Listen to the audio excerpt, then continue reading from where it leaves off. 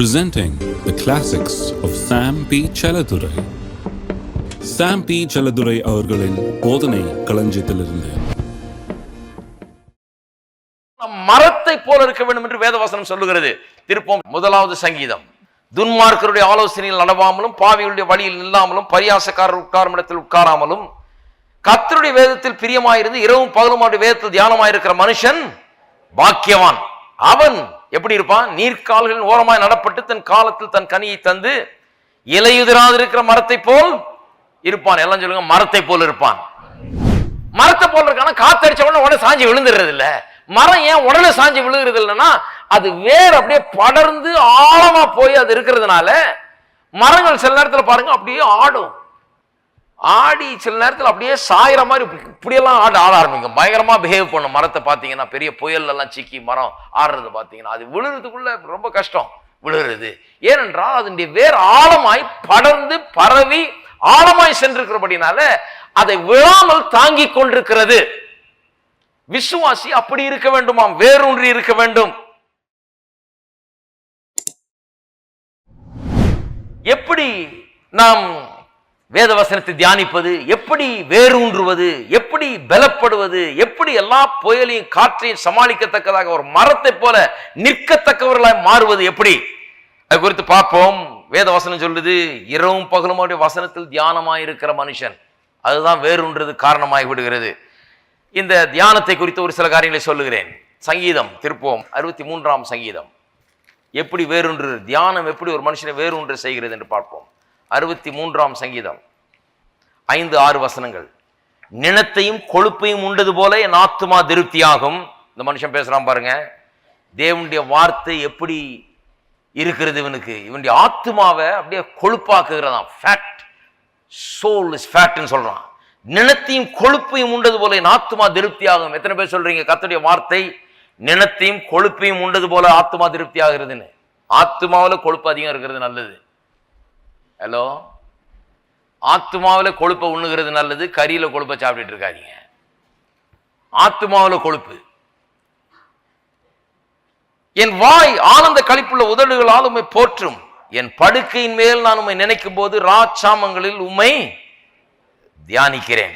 பாருங்க, இவனுக்கு தேவனுடைய வார்த்தையை பற்றி ஒரு பெரிய வாஞ்சை.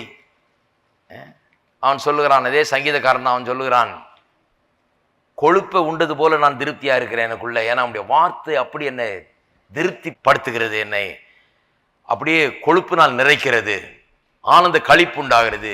படுக்கும்போது கூட நான் உம்மை நினைக்கும் போது உம்மை தியானிக்கிறேன் என்று சொல்லுகிறான். படுக்கும்போது அநேகர் தங்களுடைய பிரச்சனையும் கவலையும் நினைச்சிட்டே தான் படுக்கிறாங்க. ராத்திரி படுக்கிறப்ப எப்படி படுக்கிறோன்றது ரொம்ப ஜாகிரதையா இருக்கணும். படுக்கும்போது அப்படியே பல்ல கடிச்சிக்கிட்டு பிரச்சனையை தியானிச்சுக்கிட்டு இருக்காதீங்க. அப்படியே கிடந்துக்கிட்டு சீலிங்கை பார்த்துக்கிட்டு கூரையை பார்த்துக்கிட்டு பயந்து போய் வாழ்க்கையின் பிரச்சனைகளை எண்ணிக்கொண்டு சஞ்சலப்பட்டு கொண்டு கவலைப்பட்டு கொண்டு அப்படி தூங்கக்கூடாதான். அவன் சொல்லுகிறான், படுக்கும்போது என்னத்தை தியானிக்கிறேன்? உம்மை காண்கிறேன், உம்முடைய தயவை காண்கிறேன், உம்முடைய காருண்யத்தை காண்கிறேன், உம்முடைய கிருபையை நான் எண்ணி பார்க்கிறேன், நீர் யார் என்பதை நான் எண்ணி பார்க்கிறேன், நீர் எவ்வளவு நல்லவர் என்று உம்மை தியானிக்கிறேன், உம்முடைய வார்த்தையை தியானிக்கிறேன், உம்மை தியானிக்கிறேன் என்று சொல்லுகிறான்.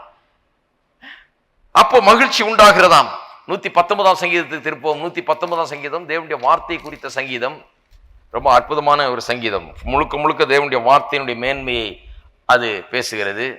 அங்கே சொல்லுகிறான் சங்கீதக்காரன், உமது கட்டளைகளை 119:15 உம்முடைய கட்டளைகளை தியானித்து உமது வழிகளை கண்ணோக்குகிறேன், உமது பிரமாணங்களில் மகிழ்ச்சியா இருக்கிறேன், உமது வசனத்தை மறவேன்.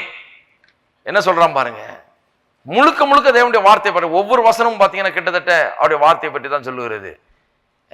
14ஆம் வசனம், திரளான செல்வத்தில் களி கூறுவது போல நான் உமது சாட்சிகளில் வழியில் களி கூறுகிறேன். சாட்சிகள்னா வசனம். உமது கட்டளைன்னு சொன்னா வசனம், அதை தியானிக்கிறேன். உமது வழிகளை கண்ணோக்கிற வழிகள்னா வசனம், உமது பிரமாணங்கள்னா வசனம். வசனத்தை பலவிதமான வார்த்தையினால சொல்லலாம். சங்கீதத்தை வாசித்து பார்த்தீங்கன்னா 119 தேவனுடைய வசனத்தை பிரமாணம் என்றும் சாட்சி என்றும் கற்பனை என்றும் கட்டளை என்றும் வழி என்றும் இப்படி பலவிதமாய் சொல்லுகிறான்.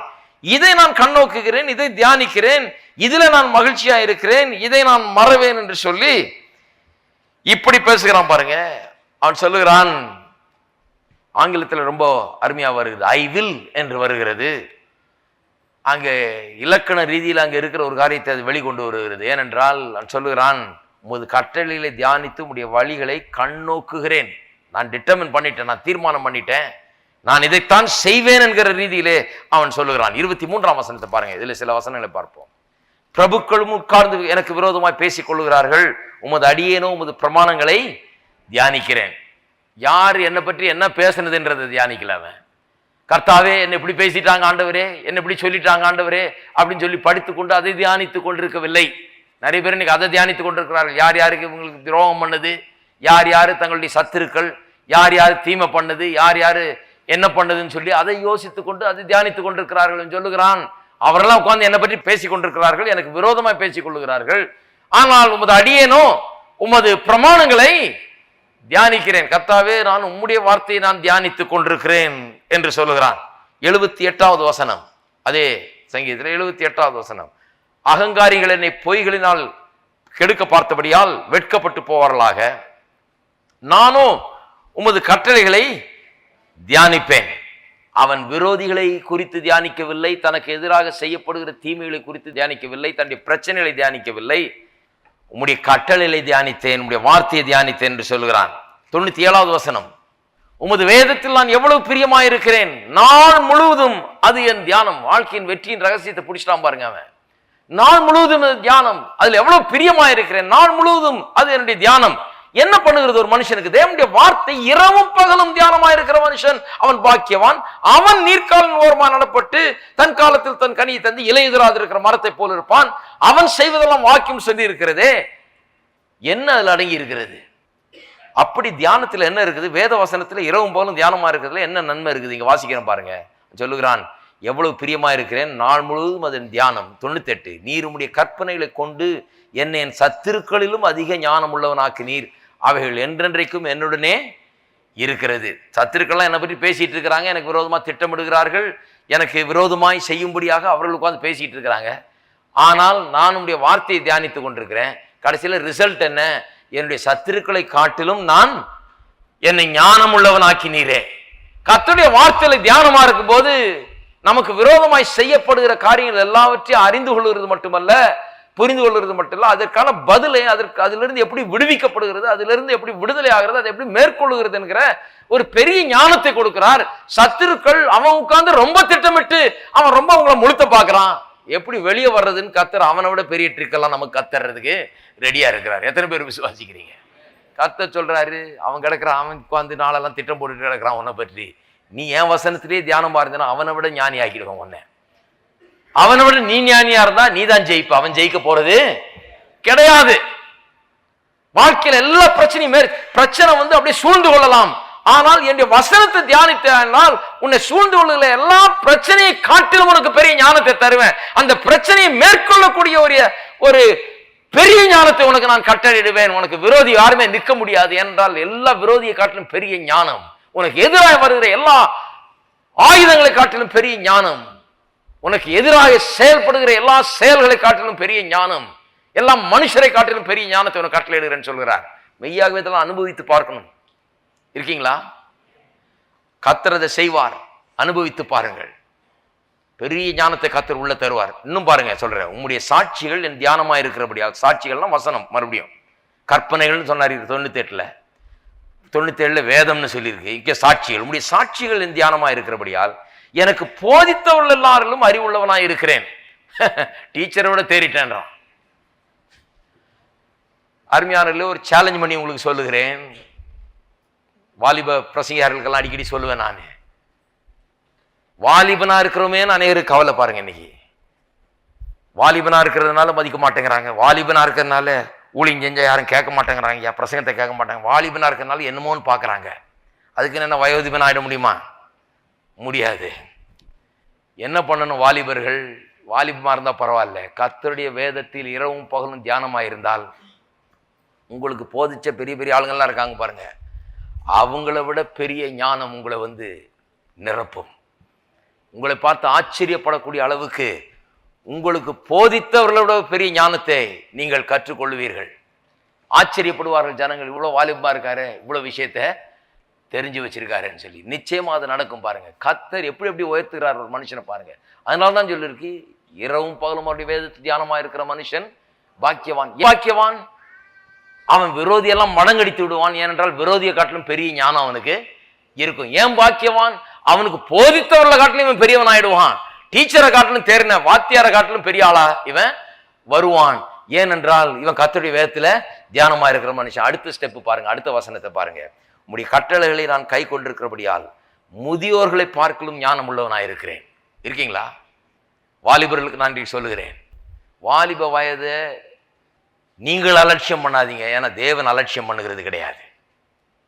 அதனால்தான் பவுல் தீமோத்தேயுக்கு எழுதுகிறார், பயத்தின் ஆவியை கர்த்தர் கொடுக்கிறது இல்லை, பலத்தின் ஆவியை கர்த்தர் கொடுக்கிறார். நான் சிறியவன், நான் வாலிபன், எனக்கு ஒன்றும் தெரியாதுன்னு நினைக்காத சொல்லுகிறார். கர்த்தருடைய வேதத்தில் இரவும் போலும் தியானமாயிரு. தியானமா இருந்தா இந்த வயசெல்லாம் பெரிய காரியம் இல்லை. பெரிய வயசாளுங்கள்லாம் அவங்கள இப்படி பார்ப்பாங்க. ஏனென்று சொன்னால் அவர்களை காட்டிலும் பெரிய ஞானம் உங்களுக்குள்ளே இருக்கும். இருக்கீங்களா? வயசுள்ளவர்கிட்ட ஞானம் இருக்குது, ஆனா கர்த்தருடைய வசனத்துல அதை விட பெரிய ஞானம் இருக்கிறது. இருக்கீங்களா? பெரிய பெரிய சர்வீஸ் உள்ள ஆளுகள்லாம் பார்த்து உங்களை பார்த்து ஆச்சரியப்படுவார்கள். அதனால தான் கர்த்தருடைய வசனம் சொல்லுது, இரவும் பகலும் வேதத்து தியானமா இருக்கிற மனுஷன் பாக்கியவான். அவன் நீர்க்கால் ஓரமா நடப்பட்டு தன் காலத்தில் தன் கனியை தருகிற இலையுதிராது இருக்கிற மரத்தை போல் இருப்பான். அவன் செய்வதெல்லாம் வாய்க்கும். அவன் ஒரு அற்புதமான மனுஷனா மாறிடுறான். விரோதிகளை ஜெயிக்கிற மனுஷனாய், பிரச்சனைகளை மேற்கொள்ளுகிற மனுஷனாய், வேரூன்றி இருக்கிற ஒரு மனுஷனாய், ஒரு மரத்தை போல இருக்கிற மனுஷனாய், எல்லா புயலையும் காற்றையும் சமாளிக்கக்கூடியவனாய், தாங்கிக் கொள்ளக்கூடியவனாய், எல்லாவற்றையும் மீறி வாழக்கூடியவனாய், ஜெயிக்கக்கூடியவனாய், தனக்கு போதித்தவர்கள், தன்னை விட பெரியவர்கள், முதிர்ந்தவர்கள் எல்லாரையும் ஞானியாய் அவன் மாறிவிடுகிறான். அப்பேற்பட்டவனா மாற வேண்டும் என்று எத்தனை பேருடைய நோக்கம் இருக்குது பாருங்க. மெய்யாகவே நான் இதெல்லாம் விசுவாசிக்கிறேன், நம்புகிறேன். நிச்சயமா அது நடக்கும். ஆகவே தான் அப்படி சொல்லி இருக்குது வேத வசனத்துல.